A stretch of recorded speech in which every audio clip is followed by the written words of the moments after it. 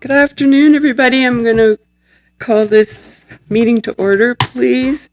Trustee McCowie has volunteered to do the land acknowledgement, please. Thank you, Madam Chair. We acknowledge that we are on land and surrounded by water, originally inhabited by Indigenous peoples who have traveled this area since time immemorial. This territory is within the lands honored by the Wampum Treaties, agreements between the Anishinaabe, Haudenosaunee, and Lenape and allied nations to peacefully share and care for the resources around the Great Lakes. Specifically, we would like to acknowledge the presence of the Huron-Wendat peoples in the Three Fires Confederacy, Ojibwe, Odawa, and Potawatomi. We are dedicated to honoring Indigenous history and culture while remaining committed to moving forward respectfully with all First Nations, Inuit, and Métis.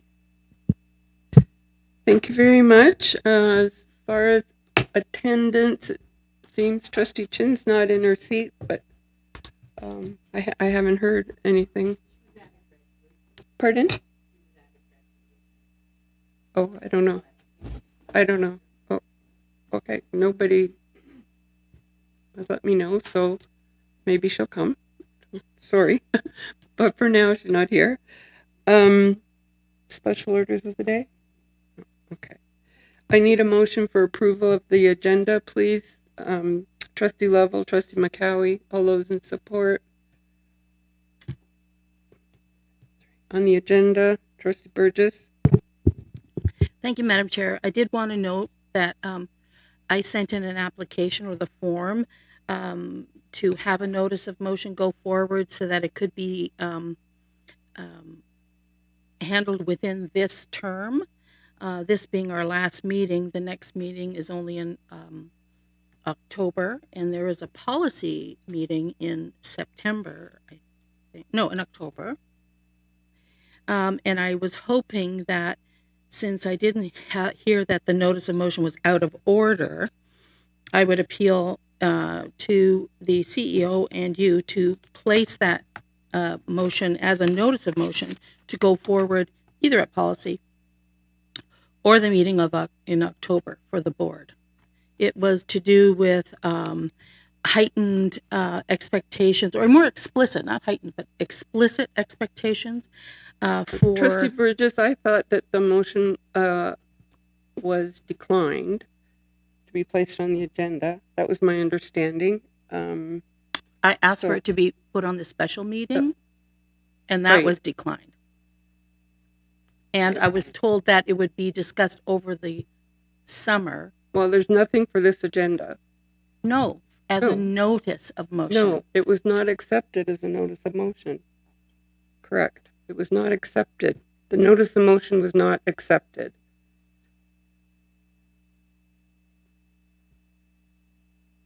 Just because you submit one doesn't mean that it's accepted. Oh, I know that. So it was not accepted, and I thought that was communicated to you. It really wasn't. Okay, as a notice, and I'm sorry that that's true. Okay, well, we'll make sure that gets... And I would put it forward and have it defeated, and I can't read it all because it's quite long. It's been... The CEO has control over that. Okay. And it was not accepted. I'm being told that that's correct. Okay, I'll let it go. Thank you. Trustee McCowie? No. Okay. Do we have a declaration of conflict of interest for this meeting? Anybody? Seeing none? Okay. We're going to have a student trustee report, and I just want to mention... Pardon? Yes. And I just want to mention that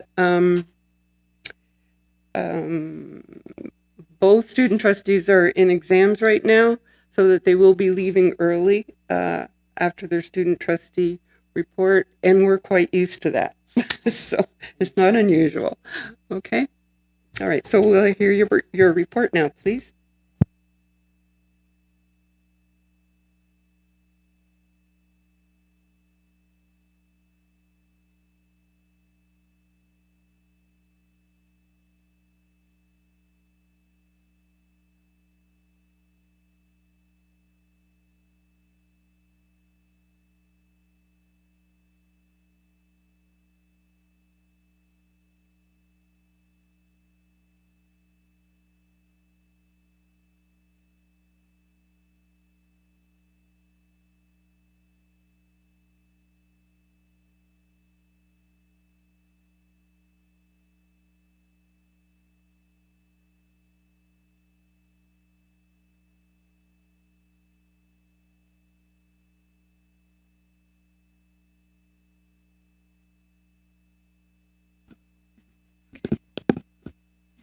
Good evening, trustees, senior administration, and members of the public. Today marks our last board meeting of the academic year and my last board meeting as a student trustee. June was a busy month, and we wrapped up many projects we've been working on since we started our terms.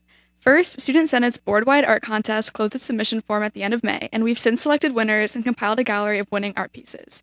This initiative was meant to give student artists a space to display their artwork and gain recognition for their incredible skill and talent. Here are our winners for grade 9 and 10 drawing. Okay. Oh, wow. Oh, got it. For grade 9 and 10 drawing. Grade 11 and 12 drawing. Grade 9 and 10 painting. Grade 11 and 12 painting. Grade 9 and 10 mixed media and photography. And grade 11 and 12 mixed media and photography.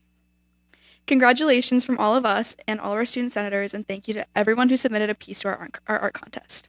Second, I recently finished a project I've been developing for a few months now, my Student Policy Literacy Toolkit. I created this resource for students who are interested in advocacy at their schools or at a board level to allow them to better understand how policy is written and organized and how it can be changed. In the document, I answer some frequently asked questions, break down the structure of policies and regulations, and list several documents that are specifically relevant to students.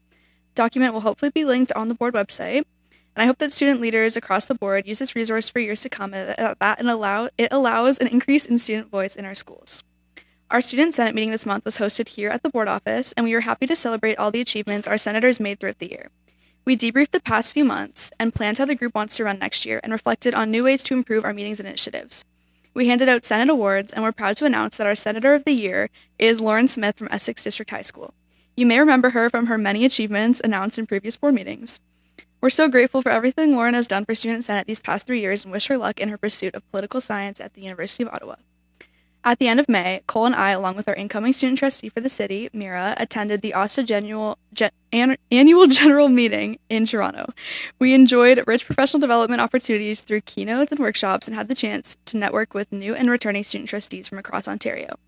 It's been a great honor to attend all of OSTA ACRO's conferences this year, and it's a bittersweet feeling to end my term as Vice Chair Associate of Public Education at the organization.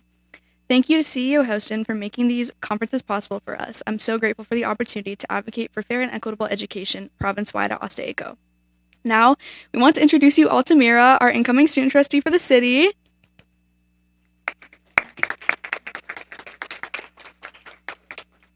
Mira is a current grade 10 student at Walkerville Collegiate Institute, and I'm so excited to welcome her into the role. I've known Mira since she was in grade 9, and I know she's going to do amazing things here. As I end my term, I can't help but feel a bit sad to leave because this role has meant the world to me and encouraged me to pursue what I was passionate about, advocate for what I believe in, and be confident in my leadership. I've learned so much here, and I want to give a huge thank you to everyone who made these achievements possible.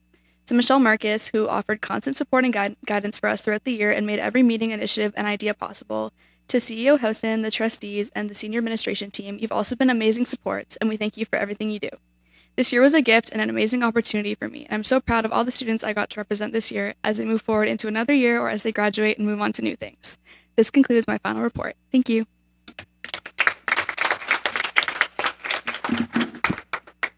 And now the vastly more exciting Student of the Month.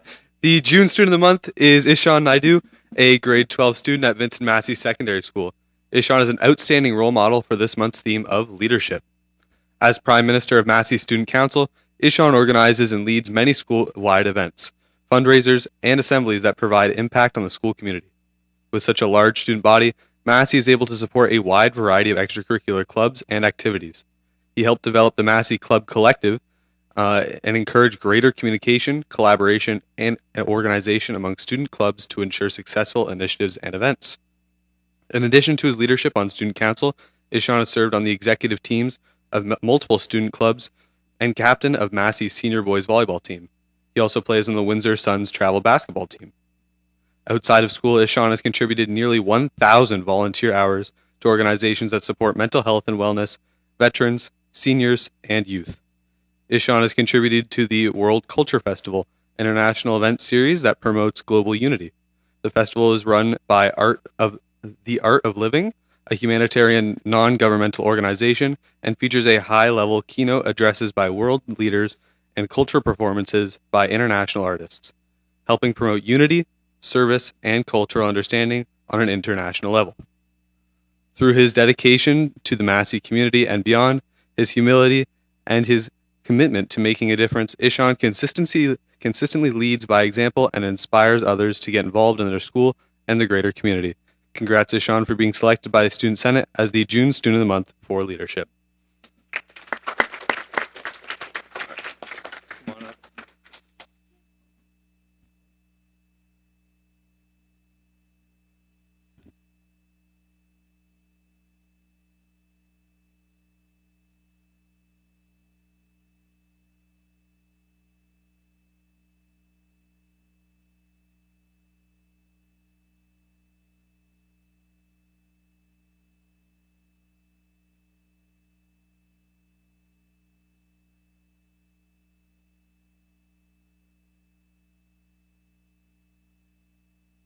Congratulations from all the trustees.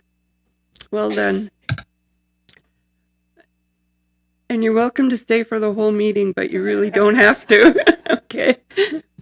Thank you. Trustee McCowie, you have a question? I have two questions, one for each student trustee. But first, I have a comment, if that's okay. I just want to say I think you guys both did a phenomenal job this year. You guys have really been exceptional leaders in all aspects.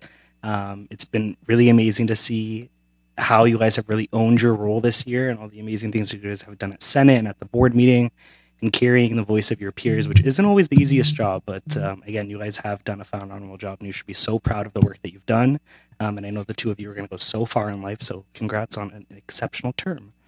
In terms of my questions, sorry. Trustee McCowie is speaking on behalf of all of us there. I just want you to know that. Thank you, Chair Hatfield. I'll start with the loaded question. It's for Cole. It's the hard one. Ruby, yours is easy. I gave him a heads up it was coming. Obviously you've served as a student trustee for this past year and you're returning next year. And it's been a pretty dynamic time in education. There's been a lot of changes, one of which for next year is going to be the assessment model. Now attendance counts and mandatory written exams. And that's just an example. You don't have to use this in your answer. But I'm just curious what the perception among students is in terms of what education looks like across the province right now, not just necessarily specific to our board, and what ideas or fun plans you have, especially because you're in a unique position to continue on some of that work that you've been doing this past year into next year and see what that looks like. So just curious what your thoughts are.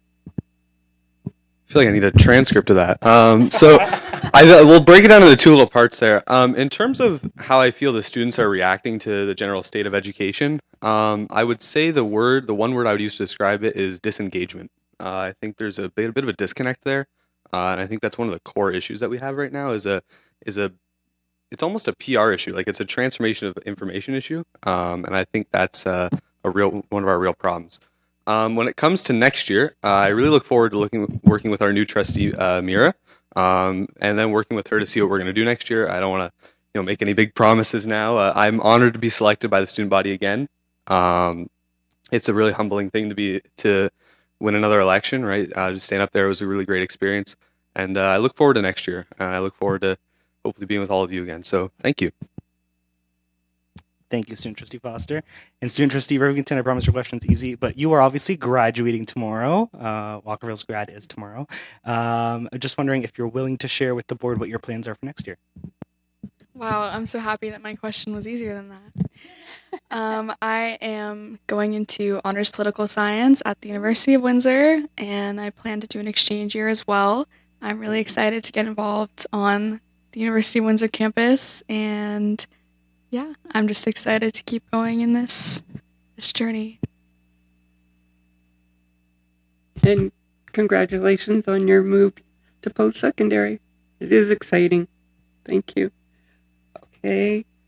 And we'll just pause if you wanted to make your exit. Did you have a question, Trustee Burgess? I did, and it was about the gratitude expressed for Asta ACO. And I know that as regular elected trustees, we don't know what our provincial organization is going to happen. I was wondering if there was any heads up or any information whether or not Asta ACO will continue and be funded and supported. Yeah, so really there's not a lot to say. It's not very clear. There's rumorings about this, there's rumorings about that. I'm not the spokesperson of OSTA, so I don't want to make a statement publicly about what's going to happen. But really, the news is no news. Yeah, I'll just say that like we obviously a big part of OSTA isn't even just conferences, it's like the network of student trustees together, and I think that that network plans to continue even like just through online, social media, whatever. I think that there's always going to be a support there even if it's not something that's in a conference. So through you, Madam Chair, according to right now, the interim expense policy for trustees, questions were asked, does that, because CEOs are now also a board member, as well as student trustees, and our initial response is that the interim expense policy, so for association fees, as well as expenses to go to the conference, that student trustees are part of the interim expense policy, and that CEOs are not. And so we've asked for that to be put in writing and to be clarified when the actual policy and regulation comes up. I believe that's in our report tonight too, on the update. It's in our board package. Yeah. Thank you. Okay, I was going to just take a quiet minute. If anyway, yeah, wish you well, both of you. Have a lovely graduation, Ruby. Yeah, it's all good. Thank Have a nice you. graduation tomorrow night. Good night. Thank you.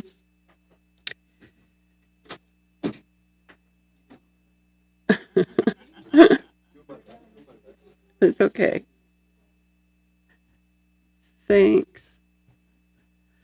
Okay, back to business. I do need a motion to convene to special committee of the whole. We have one item. It's a report from the audit committee. Motion from Trustee Cook and Trustee Buckler. All those in support? Okay, that's carried. So thank you. We just have that one item, so it shouldn't be too long. Okay, thank you.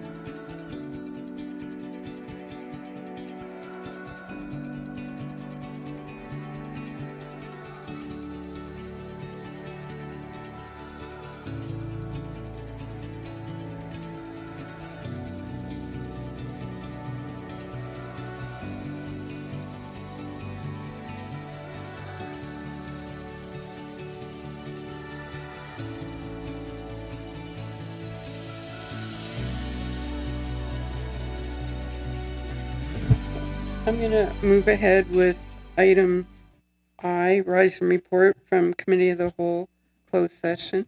And I'm going to ask Trustee Nelson for that, please. Thank you. Through you, Madam Chair. We had item G, a matter of statutory committee. I'm looking for first Trustee Lavelle and Trustee McCowie, all in support.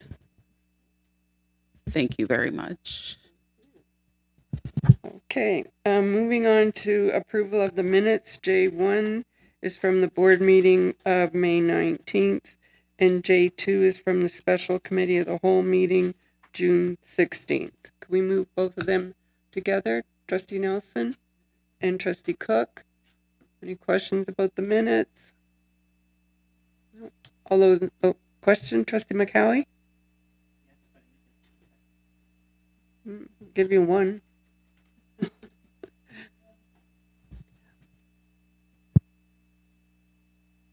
So, through the chair, just a question, because when we had the special meeting June 16th, like I left early, but does that? It was a committee meeting, not a board meeting. Yeah. Okay. Thanks.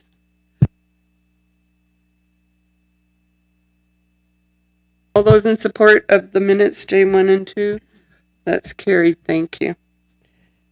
The chair's report, I don't have anything specific since we were last together a week ago, or the last board meeting, but it has certainly been a year of ups and downs and all arounds, and a lot of the time being in the dark.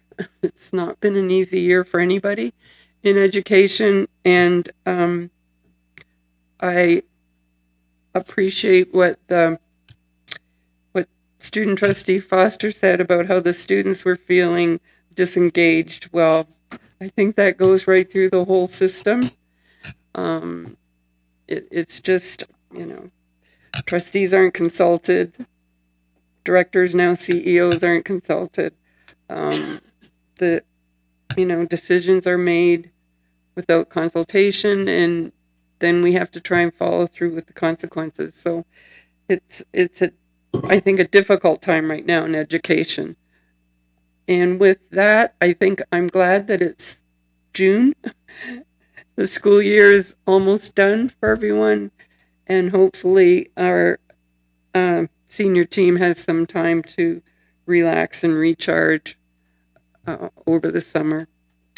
So with that, we can continue with the meeting. L1 is the CEO's monthly report.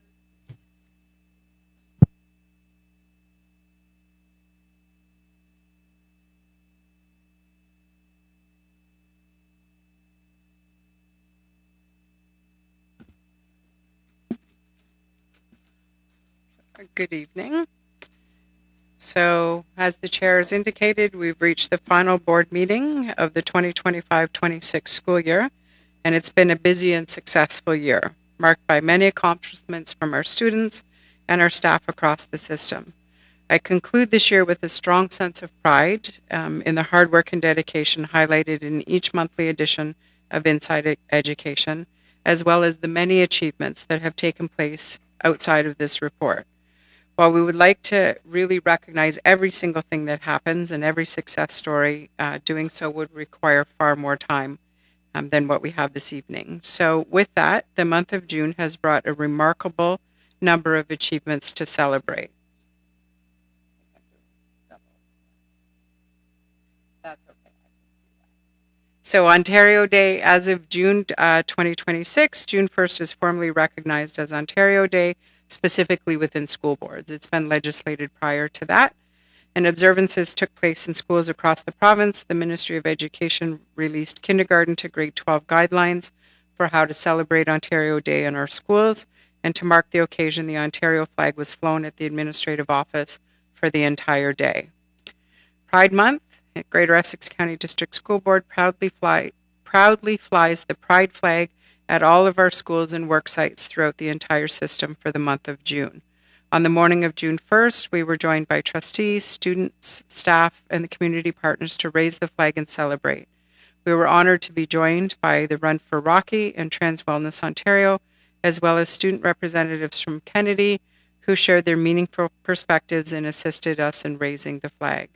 Notably, Marlborough Public School has unveiled a new sidewalk leading to the entrance of the school, and the sidewalk features the 5 distinct panels representing the intersex inclusive pride flag, 2 spirit feathers, and trans awareness.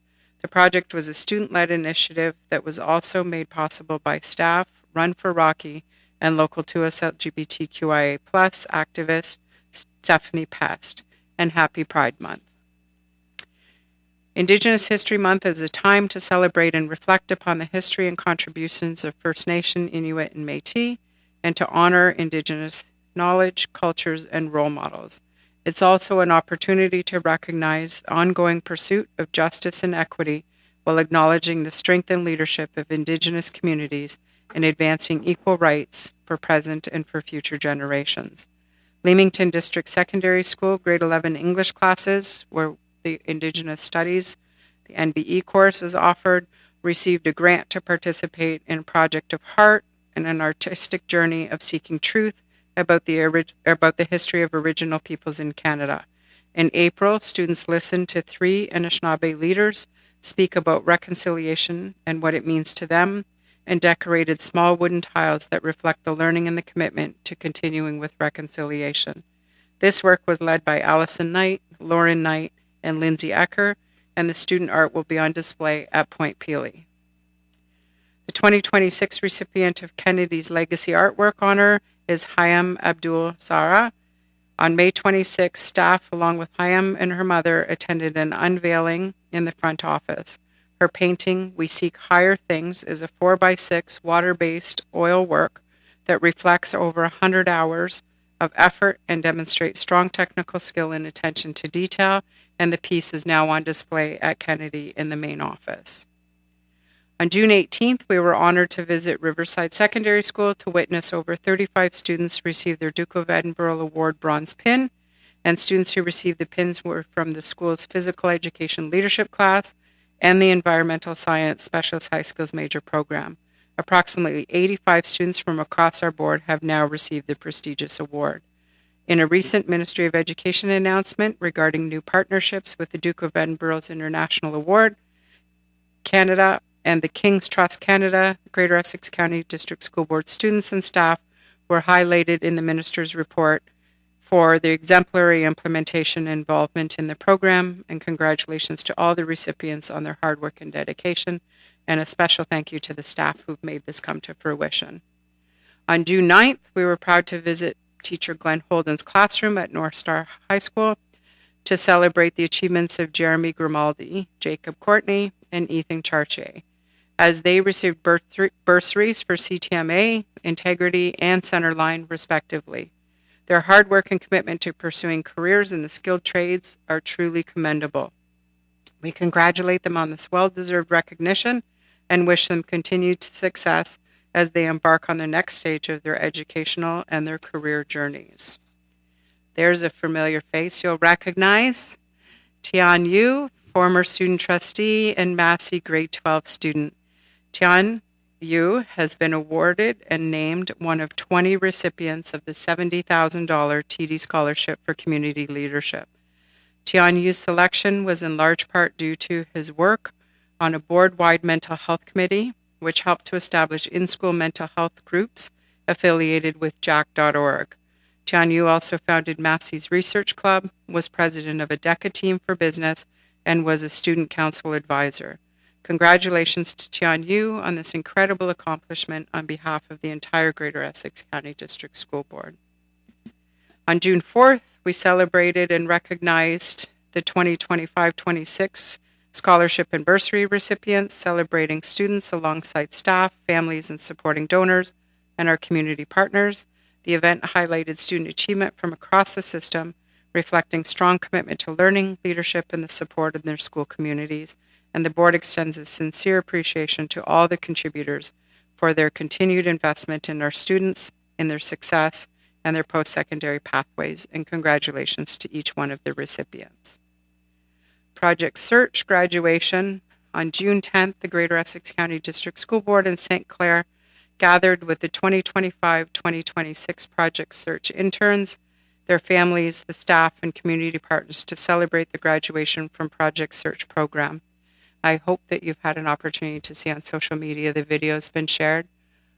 What an incredible, incredible project. I don't think there was a dry eye in the entire room as students went up and read what they were grateful for. The event was so inspiring. Each intern stood in front of an entire room to share about their experience in the program as well as their hopes for the future. Witnessing the growth in the students has just been one of the year's absolute privilege.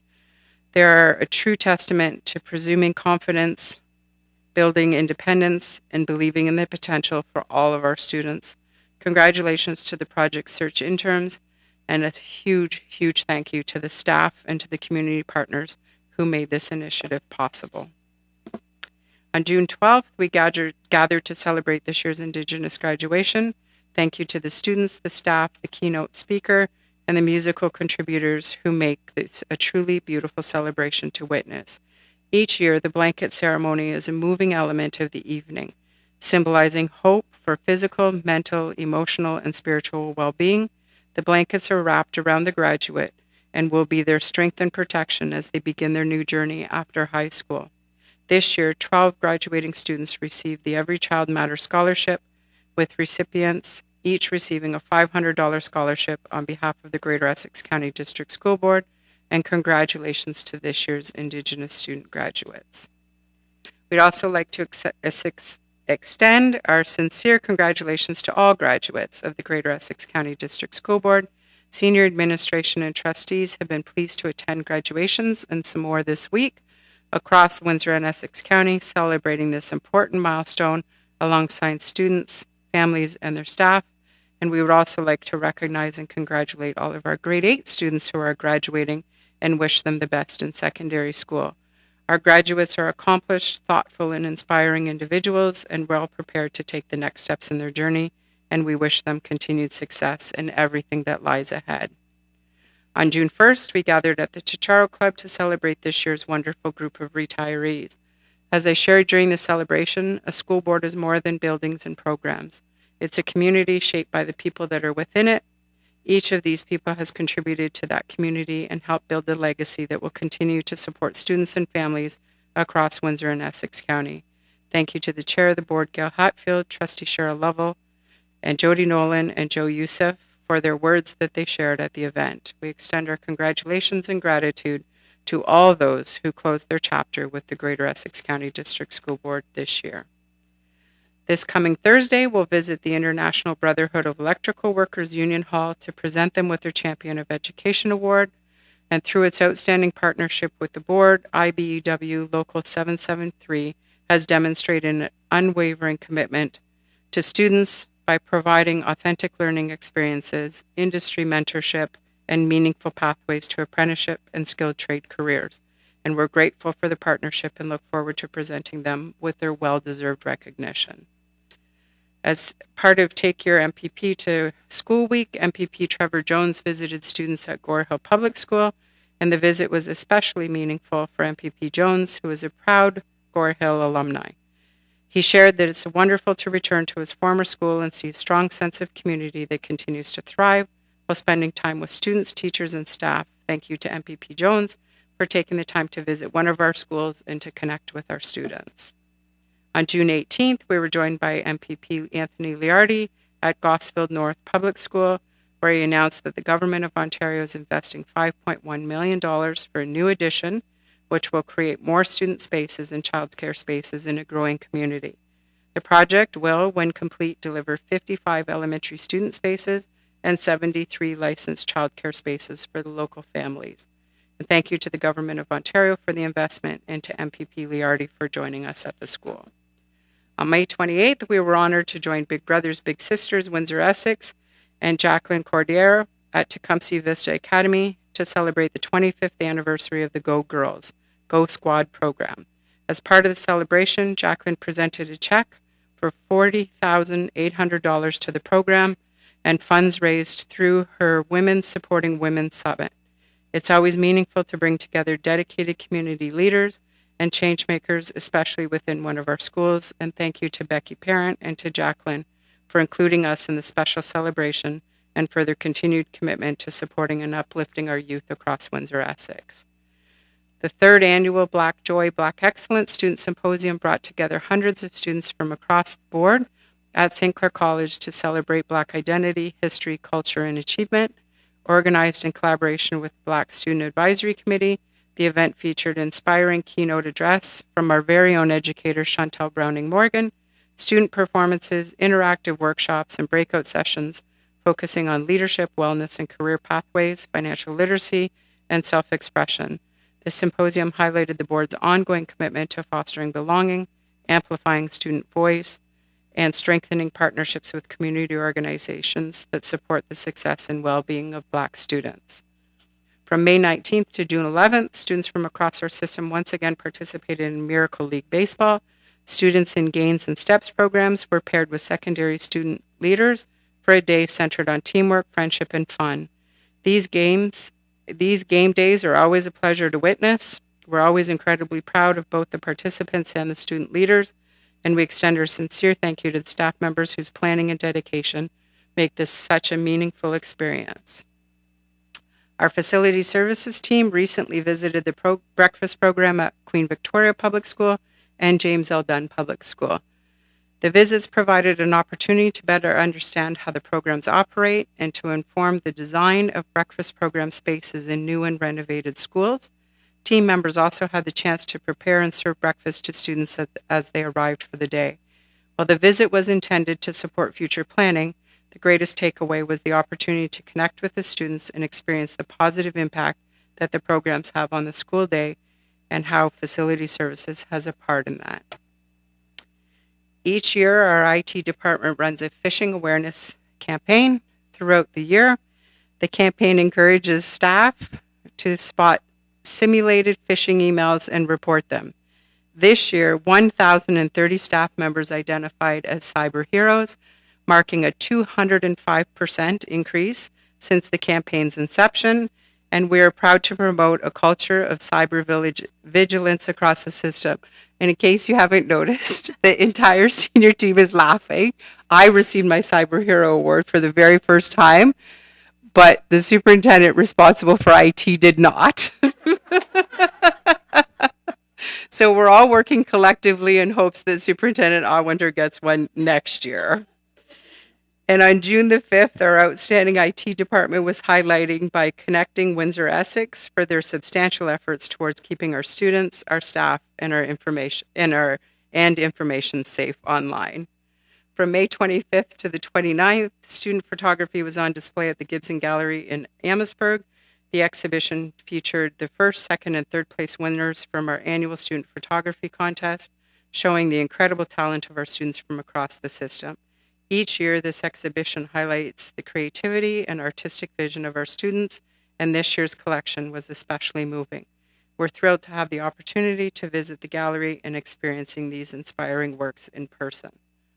Unifor Local 444 Community Services Committee generously donated 120 refurbished bicycles to students at Walkerville Collegiate Institute and Prince Edward Public School. The committee members volunteered their time to repair and restore donated bikes before distributing them to the students. We are so grateful to Unifor Local 444 for their generosity and ongoing commitment to supporting the students and bringing joy to so many young people across Windsor and Essex. Royal Prom Step Style. On June 18th, Riverside Secondary School proudly hosted students from across the system who were in STEPS, a prom celebration created especially for students in STEPS classrooms from both the city and the county. Dressed in their finest attire, students were warmly welcomed by staff and enjoyed a truly magical prom experience. This special event has become a cherished highlight each year, with the joy of the students evident throughout the celebration. Thank you to the dedicated staff and student volunteers who come together to make this a meaningful experience, but I will add that Superintendent Mills would not dance with me at the prom. Excellence was on full display at the recent Council for Exceptional Children's Award, where several outstanding GECDSB students, staff, and community partners were recognized for their contributions. Congratulations to Project Search, intern Kyle Ireson, Darius Kovacevic, and Seth Wallace. Malaya Rollins from W.F. Herman, Educator Award recipients, Michelle Bondi and Michelle Landry, Community Partner Award recipient, J.J. Carcelon of Oven 360 Tecumseh, and Chapter Award recipient, Jennifer Newton. We are incredibly proud of each recipient and grateful for their positive impact that they continue to make in our schools and within our community. Each spring, the Critical Thinking Consortium, and I'm going to get in trouble for this one because Melissa doesn't know we're saying it, invites educators to nominate colleagues for their outstanding contributions to the educational community. This year, our very own Melissa LeBoeuf has been awarded the Karen Larone Hidden Hero Award. This award recognizes those who play a key role in creating and nurturing quality thinking environments while also inspiring others with their action and their character, exemplifying integrity, selfless dedication, and being an extraordinary role model. Melissa certainly displays every single one of these characteristics and more, and is incredibly deserving of this recognition, and she will receive her award at the Critical Thinking Consortium Annual General Meeting on Wednesday, June 24th, and please join me in congratulating.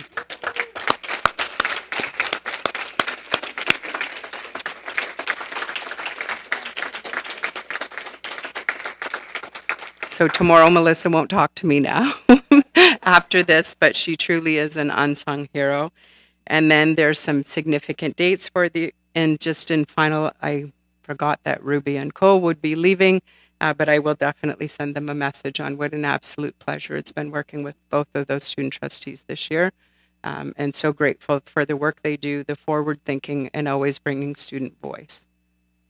Happy to take questions. So I see it was just another typical month in the life of the GECDSB. And there's still a few days left with more things coming. Yes. Yeah. That was a great report. All the wonderful things that happen in our board all year long. Questions on the report, Trustee Burgess? Just quickly, will we be giving a wee gift of gratitude or whatever to our student trustees outgoing, or have we discontinued that? So in my time, we've never given them the wee gift, but I do send them a lovely card. Are there any questions on the director's report? Sorry. CEO? That's fine. No? Okay. Then Thank you. In your package, you have the legislative updates report. Are there any questions on that? No? No questions? I'm going to move on. Okay. I don't see any questions from that report. Then I'm moving to new business. The first item N1, and I'm not going to read it all, but this is the budget that we discussed last week at the special committee meeting. That the board accept the budget as presented by the CEO. And I have someone make the motion, McCowie and Buckler. And I'll make just a quick last call on questions, because we pretty well covered all that at the special meeting. So I'm going to call for the vote. All those in support? Chin?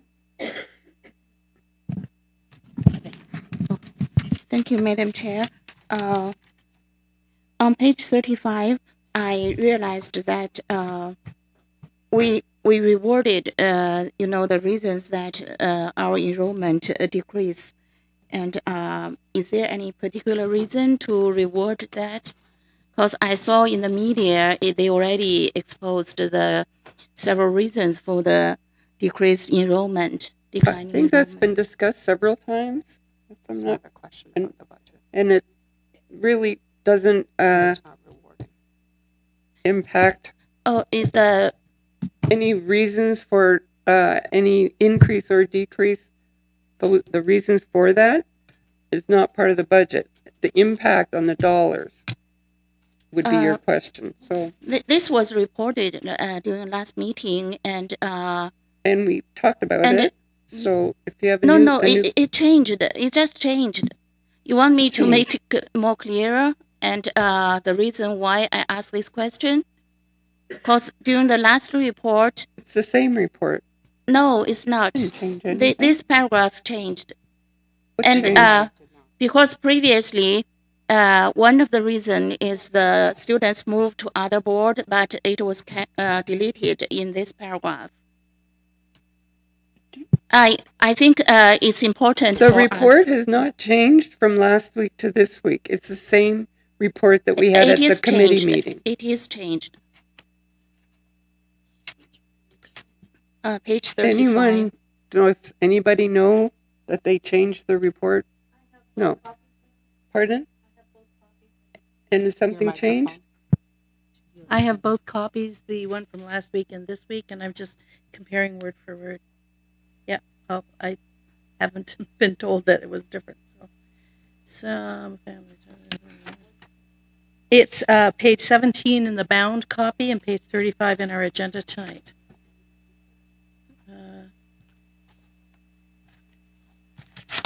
Okay, next, turn over the page. I don't. I'm looking at the. I'm looking under the heading of other commentary just to compare both, and I don't see any change in any word. No change, Trustee Chin. I remember last time during the report, and the last reason for the declining enrollment includes the students transfer to other board, but over here it didn't mention, and it is actually a big reason for our declining enrollment. Trustee Chin, there may have been discussion to that effect, but the report is if I about could the interject- dollars. The report is about the money. Report for information on page 35 in our through you, Madam Chair, on page 35 in our agenda, and on the page 17 it says some families are choosing to enroll their children in private schools, etc. So it does mention going Right. to other. So It's the exact same report. it's the same report. No, I didn't see etc. This word. Yeah, you said, but can you read? Okay, we're read not the going whole to argue sentence? about what it says about enrollment. We have a motion on the floor. Do you have a different question?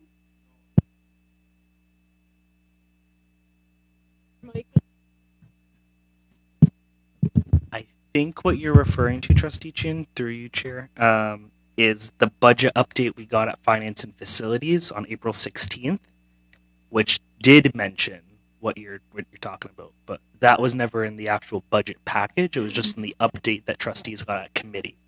Two different documents, yeah.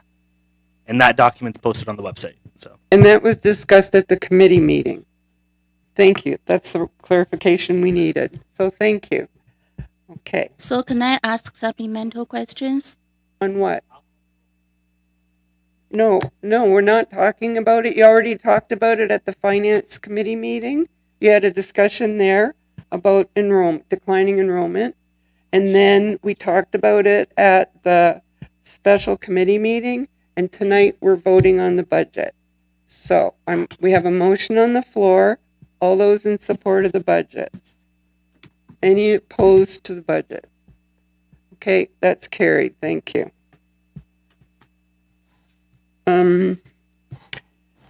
N2 is the multi-year strategic plan for 2026 to 2030. Can I have someone move that? McCowie and Nelson. Any questions? Questions? Yep. Trustee McCowie? it's not a question, it's just a comment. But I just wanted to say, I think we have a really strong strategic plan coming up, and I think it's something we should all be very proud of. I'm just really excited to see what comes out of it. I think it's really good not only for the system, but for our students, and it's something I'm really, really happy to support. So congrats, everybody, on a great strategic plan. Thank you for your comment. Any questions? Trustee Burgess? I read it a couple of times. I mean, between the thing, I mean, not every single word, but it has been brought up about disengagement, and there was a disconnect between the disconnect and all the fabulous things we're doing. So I'm wondering, as this is the plan, do we have anything new how we're going to bolster engagement of students, since it's been specifically mentioned by our student trustees? So through you, Madam Chair, and the report has indicated that we'll be bringing what can be measured and monitored with specific goals forward. So it would be too soon, but we have lots of great ideas we've been working on and we'll continue to work on over the summer to bring forward, and some of them specifically relate to engagement and retention and recruitment.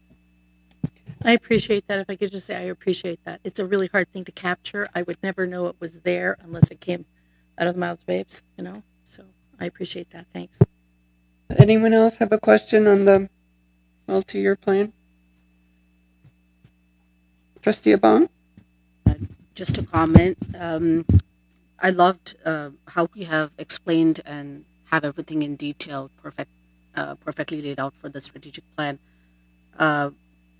One quick question or suggestion: is there a way to have these bolded statements become crisp so that trustees and everybody can share that plan really in 4 bullet points fast? Through you, Madam Chair, wait until you see what's going to come forward. Good to know. Okay. Thank you.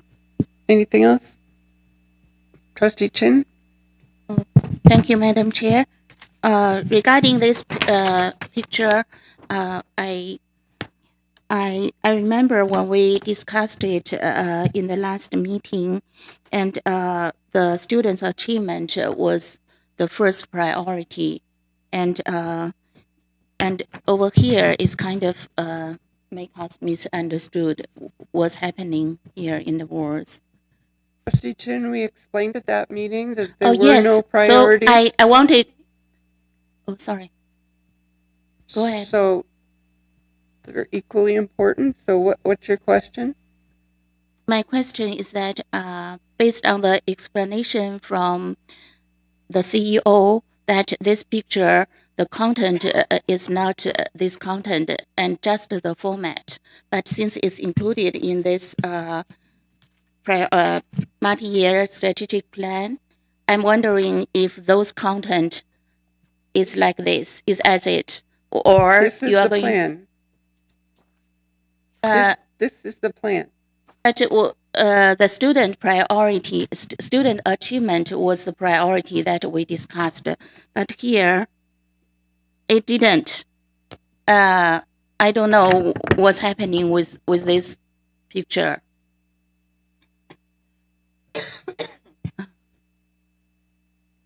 I can't answer either because I'm not sure. What was it? Through you, Madam Chair, that was exactly what was presented at the workshop. I did share that through email with the trustees, the original slide from the workshop, as well as what's being presented this evening. I did say that the order of it had changed for very good reason about elevating. And I did say that there is no priority in any one of the 4. They're all equal. So I can't answer your question because I don't know what it is. Supplemental. My question is that during the last discussion, the student achievement was put the first, and most us trustees were satisfied with that, and is consistent with what the Bill 101 requested. But here, I think it's changed. Okay. Sorry, I can't answer your question either because we keep trying to explain that there is no first, second, third. So I don't know where to go with your question, but and I'm not comfortable with everybody getting into a big discussion. So if there's something quick, Trustee Apong. Yeah, just quick. All of these align with student achievement. Correct. So, ensuring relevant, rigorous, responsive teaching aligns with student achievement. elevating student agency in the classroom aligns with student achievement. Involving families aligns with student achievement. So I believe what we did in the strategic plan workshop was take Ontario's focus points and then funnel them down to these 4. And that's explained in the memos from the CEO. Yes. Correct. Rephrasing Okay. it. All those in support? Any opposed? That's carried. Thank you. The next report is on the annual schedule of meetings, N3, page 84 and 85. You have that. Trustee Cook, Trustee Lovell. Are there any questions? Are there any questions? Seeing none, all those in support? Any opposed? That's carried. Thank you. The special education plan N4, pages 86 to 224. Trustee Cook, Trustee McCowie. I had asked that you submit your questions to Superintendent Mills. I don't know if there were any questions, but are there any questions now on this report? Did we have someone move it? Yes, okay, sorry, okay. All those in support? Any opposed? That's carried. Thank you. Moving on to reports from our committees. Nothing from policy and bylaw. B is a report from Finance and Facility Services Committee, and there is a recommendation to approve our annual Ontarians with Disabilities Act. We do this every year. And the same with the borrowing bylaw that gets updated every year. Moved by Trustee McCowie, both of them, 1 and 2. Okay, supported by Trustee Lovell. Are there any questions? These are annual items. Nope, seeing none. All those in support? Any opposed? That's carried. Thank you. Okay. Audit report. These are statutory committees. You received a report from the audit committee. Are there any questions on that? Pages 238 to 264. Question from Trustee Burgess.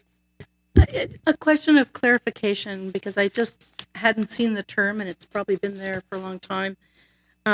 It was things that are recorded in the 40-year building category. I saw that term happen over and over again, and I think I imagined what it meant, but What page are you talking about? it's actually in many pages, but I'll pick 249. Procedure completed without exception. Completed without exception. There was a, looking at random sample, how many, whatever, and it was recorded in the 40-year building category and meeting the capitalization threshold. But I saw the 40-year category, I don't know how many times, and I just didn't know what that meant. I know the random sample of migration call was in there. Armstrong, do you know I just what that didn't know. refers to?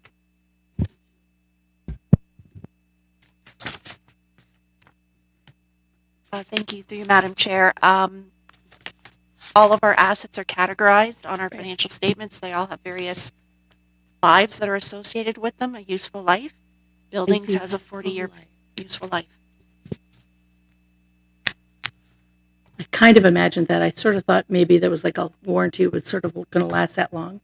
Yeah, thanks.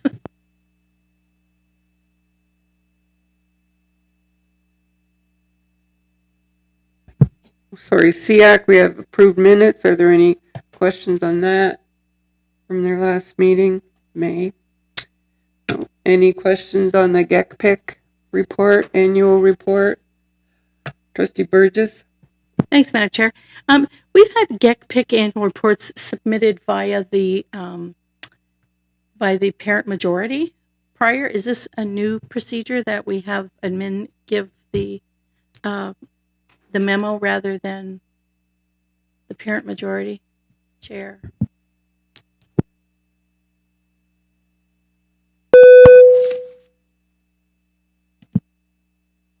Superintendent Roberts. Pardon me. Can you please clarify, through your Madam Chair, can you please clarify your question for me, please, Trustee Burgess? Let me get to the page what is it, 269? Okay. On our agenda package, page 269, the memo is from the Superintendent of Education, and it lists the GECDSB executive. But it isn't presented as we've had it before from GECDSB chair, or mentioned from, or vetted through, or anything. So I'm just wondering, as a report from a parent majority statutory mandated committee, I would have thought the annual report would. I think the been question signed is, off. why isn't the report from the president of GECPIC? Why is it from a superintendent? So I can certainly revisit that. My apologies for the error. I will. I'm not looking for apologies. Mary? I'm not looking Okay, for I'm apologies. not sure that it's. To be clear, I'm not looking for apologies. I'm looking for procedurally. Notice that it was different, and I wondered if something had changed. It's a parent majority, and they elect a chair, usually to be spokesperson on behalf of the committee and give the annual report. We've had that in the past, so it's just a different. I note the difference. That's all. I'll leave it at. Thank you. Okay. We don't have any advisory committees. We don't have any ad hoc committees. Moving on to P, do we have an OPSPA report? We do have an OPSPA report. Sorry. Okay, I'll start off by saying thanks to my colleagues, both in this boardroom and across the province, for being so supportive of my role at OPSPA this year, and giving me the opportunity to be at OPSPA this year. It's been a lot of fun. I've learned a lot, and I really appreciated that. But this year has also been quite a turbulent year at OPSPA. There's been a lot of significant changes, and to be frank, as upsetting as it sounds, the future of OPSPA kind of sits in limbo right now. And I think it's a reality a lot of trustees don't want to face maybe across the province. But it's a dynamic time, and a lot of things are changing. And to be frank, I don't think anyone knows what's going to happen with OPSPA. And that's sad, because I think OPSPA does a lot of great work in terms of the regulatory submissions that they make, the copyright and the energy coalition savings, and just the network that it creates, not just for trustees, but for students, for parents, for caregivers. So the future of OPSPA might sit in limbo for now, but it still exists, and it's still there to support public school boards. And I emphasize that because in the past, people have often looked at OPSPA as a trustees association, but really they're there as a collective to support school boards and support more than just trustees. So hopefully, I know that Bill 101 definitely changes things, and things are still coming out. There were some memos that were sent via email from OPSPA from the ministry. I think that was this morning. If you haven't gotten a copy, I can forward those to you guys. But it should have been copied to all trustees and CEOs. But things are changing, and it's a dynamic time. So just continue to stay aware. Check your emails. If you have any questions, I'm happy to answer them. In terms of what OPSPA's in up to, we did have our annual meeting on June 5th. Fun fact, it used to be annual general meeting, but when they changed the bylaws, it's now annual meeting. I guess there's a difference. It was held virtually. We were originally supposed to be out in Ottawa, but it did get canceled, unfortunately. We started off with some PD, which included an overview of the political and governance landscape that's currently facing trustees in Ontario education, similar to the CEO's legislative update earlier tonight. In terms of the budget, it's fully developed by staff or the CEO, and the approval of trustees is needed technically-ish, but if it's failed to pass by trustees, it just gets passed on to the minister. So we are expecting more regulations to come forward with respect to honoraria, CEO and director appraisal and hiring, not firing, because trustees can't do that anymore, among other items encapsulated by Bill 101, which is the Putting Student Achievements First Act. We also had our regional council breakouts for Western Region. Congrats, Trustee Buckler, for joining the Education Policy Working Group. The annual meeting also included the Executive Council elections, where the incumbent president and vice president were both acclaimed, Kathleen Woodcock and Jan Johnstone. With respect to the policy resolution that GECDSB submitted last year, I did get an update on June 5th. So if just a reminder, we did submit a policy resolution ensuring trustee accountability and student safety, mandating criminal history checks for school boards. It was discussed at the Policy Development Working Group on September 13th of 2025, and OPSPA did provide a submission on September 24th, 2025 to the regulatory proposal for Ontario Reg 52101, which is the collection of personal information. And the OPSPA labor team has met with senior negotiators and PICO to discuss records management and screening practices. So that work has all been completed. OPSPA also discussed financial constraints from the government, noting that they'd likely focus on cost control and managing assets, centralization of services, decision-making to save money, and harmonizing processes across the province. So we're looking forward to see how that actually comes to fruition. I'm going to skip that part because I should have put that in private session, but it's okay. OPSPA does expect more standardization and more shared services to come out through government policy. So again, it's a changing time, and we'll see what happens. But OPSPA is going to stay engaged and keep us all informed. In terms of the role of trustee, it obviously was significantly diminished. OPSPA is still proud of the work that they did and believes that it played a vital role in helping to save the role of trustees. But we are working towards, seeing what the new era of trustees look like. And then on a closing note, and this is probably the most important piece of the report tonight that I hope that it can resonate with everybody, but also everybody goes home tonight and reflects on it. OPSPA did a recent poll, and the poll was about the perception of public education. And the results were kind of what we'd expect, but they weren't the best. 44% of Ontarians had a somewhat positive outlook on school boards. 26% were neutral, and 26% were negative. School trustees specifically were less positively perceived. So the reality is, and it's not just true for our board, it's every board in the province, there is a perception problem. And that polling shows that it starts with the boards, with the trustees across the province. People don't necessarily think that the current system is working. They think that the revised system is working, but there's work that can be done to improve it. And that work starts with the trustees' role and governance and how we perceive that to the public, especially as we're entering this new era of what a trustee is. Whether it's a community advocate or you're, a parent or a caregiver's pipeline to the board and getting answers to their questions, it starts there, making sure that you are approachable and accountable, but also tolerable to the public, if that makes sense. But at the end of the day, public education remains a strongly valued, but the perceptions and quality and safety of that are diminishing.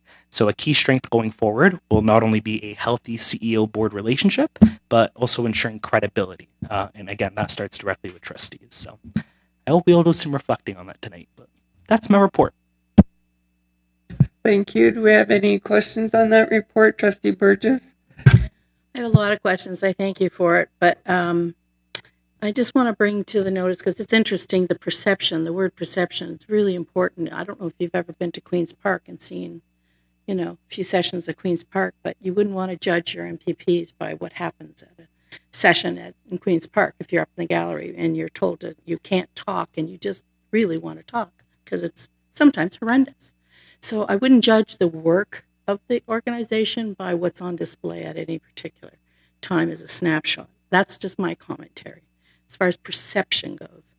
I wanted to talk about the demise or diminishment of OPSPA, because it is going to be diminished, obviously, because the funding isn't going to be there. The province hasn't allowed any kind of funding to support it. So therefore, it's inevitable staff and research facilities, advocacy, labor's of course gone already, lots of it is gone. But I'm going to give an example.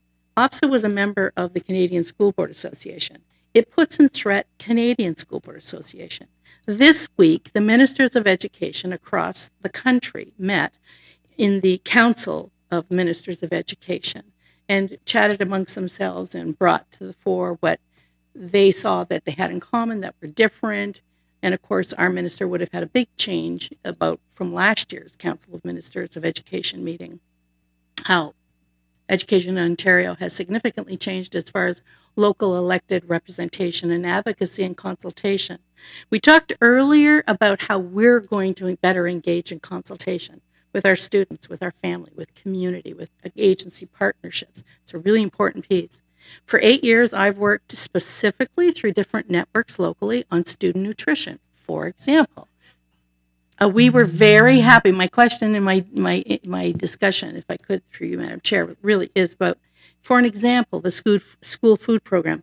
I wanted to ask a question of the CEO about one of the things that she had in her report about facility services giving breakfast at 2 of our schools that have exemplary food programs, because they were specifically looking at school design in the future and maybe even retroactively as the school food program federal funding flows through. This is something that a locally elected trustee, other trustees, other partners, community members, like hundreds and hundreds of people, provincially through OPSPA, took it as a priority, went to Ottawa, because it was a federal thing. We got it as a pilot for 3 years, and then finally, for the first time ever, as a G7 country, we got approved in a federal budget. That was grassroots advocacy. And if you don't have consultation and you don't have a voice and you don't have a provincial organization that has a fund that can go and travel and see MPs and talk and have those advocacy days, etc., it doesn't happen. It's stymied. So I'm glad we're doing things personally, locally. I'm glad the facility services is on that. I'm going to be engaged, in other ways on that thing ongoing, because you want to see that really bear fruit. But the demise of not funding in our provincial government, our school boards organization, and by extrapolation, the Canadian School Board Association, that puts in play things like Indigenous education, which is just so horrible as we take a lead. And when we get the advocacy for getting the tariff rate at the right rate for copyright, that saves us millions. I don't know who's going to pick up this slack, because it was staff. It was staff at OPSPA taking the lead federally as our part of being on Canadian School Board Association and getting intervener status and all that. So it's a loss, but I'm thinking that we need to not only reflect on perceptions, but also reflect on how we're going to keep the momentum on things that really make a difference every day for kids by having no local voice. Okay. And Trustee Burgess, you've had a lot of leeway there to. Well, I didn't get a report ahead of time. I went to the annual meeting, and the annual meeting is called annual meeting because of the Ontario. I asked if there were questions of the OPSPA report, and I appreciate all your opinions. No, but those are questions. Those are rhetorical and real. When are we going to meet again? Next October for an OPSPA report? But the question are, how are we going to make up the losses for all the things we do that are not going to be funded? And I don't mean it only rhetorically. Like, it's something that our OPSPA rep, until the next organizational meeting, is going to have to think about and pass on. Our policy and education program I think Trustee McCowie has been making those points with OPSPA. It's not like it's not happening. And the president of OPSPA has been very engaged in calling chairs of boards regularly and staying in touch. So is there a question directly of the report? Yeah. How are we going to communicate in the future with the new regional and executive model? How are we going to be communicated with as individual trustees going forward on any of the issues that we've consulted previous with diminished staff? Thank you. So through you, Madam Chair, since OPSPA did have that governance refresh, we've only had one regional council meeting. So I think for the most part, we're still figuring it out, to be frank. I know the board of directors has met a few times now. previously directors that were elected by their board sat on the board of directors, but now we're just delegates, so it's kind of a different system. But I assume, for the most part, that trustees would continue to get the same information the way they always have. TJ sends legislative updates weekly, news story updates daily, and then each regional council chair sends out regional council updates. The working groups do the same. They usually send them directly to the OPSPA delegate, and I think I've always forwarded them to everybody on the board. If I haven't, I'm sorry. But yeah, I think the dissemination of information stays the same for the most part. And then just on your earlier point in terms of, really, I think what you're getting at is how does OPSPA stay afloat?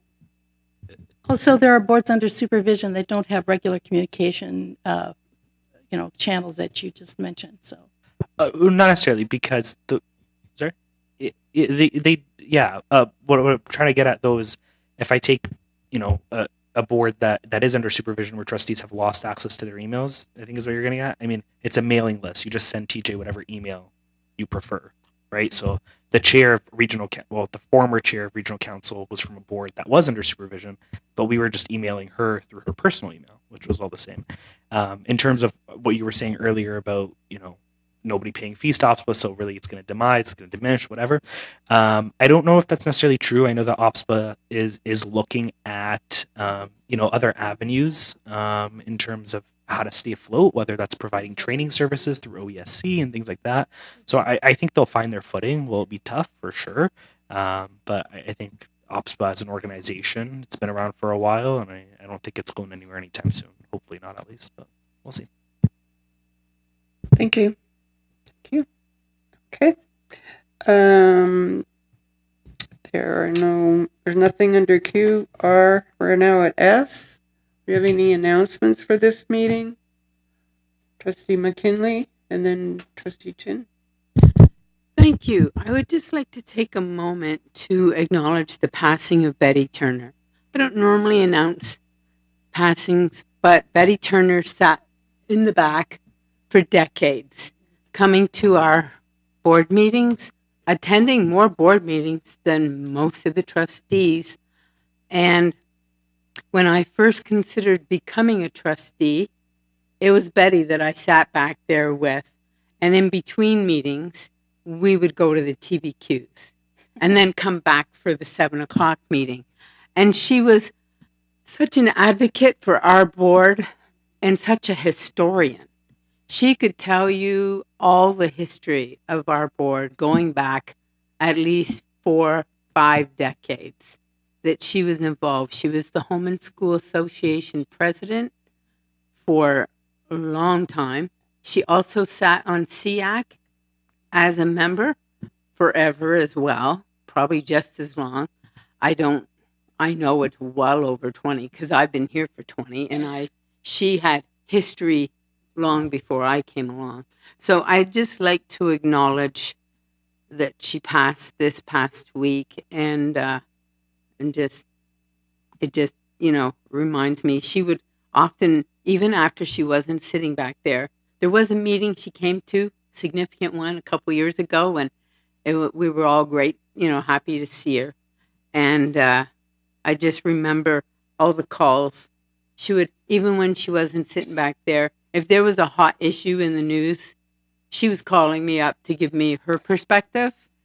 And I always truly appreciated that she brought to the table for all of us. So that's all. I just wanted to share her passing. Thank you.